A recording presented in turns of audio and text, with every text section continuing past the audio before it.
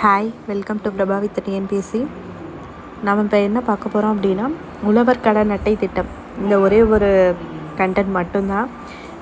ஏன் இதை தனியாக பார்க்குறோம் அப்படின்னா, இது ரொம்ப ரொம்ப இம்பார்ட்டன்ட். இப்போ முடிஞ்ச குரூப் 4 கூட இதுலேருந்து ஒரு கொஷின் கேட்டிருந்தாங்க.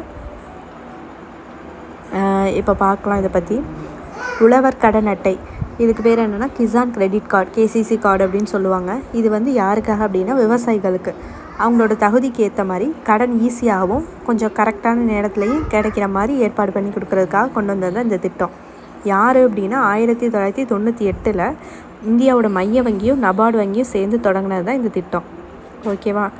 இதோட மெயின் அப்ஜெக்ஷன், அதாவது நோக்கம் என்னென்னா, விவசாயிகள் வந்து கடனுக்காக முறைசாரா வங்கிகளை சார்ந்திருப்பதை குறைப்பதே. ஏன்னா ஈஸியாக வாங்கிடலாம், ஆனால் அந்த கடன் வந்து திருப்பி கட்டுறது ரொம்ப கஷ்டம், வட்டி விதம் அதிகமாக இருக்குது. இதை மாற்றுறதுக்காக கொண்டு வந்த திட்டம் தான் இந்த உழவர் கடன் அட்டை திட்டம். இந்த கடன் அட்டையை நீங்கள் எங்கே வாங்கலாம் அப்படின்னா, கூட்டுறவு வங்கி, பிராந்திய வங்கி, கிராமப்புறம், பொதுத்துறை வங்கிகள், இங்கே எல்லாத்துலேயுமே கொடுத்துக்கிட்டு இருக்காங்க.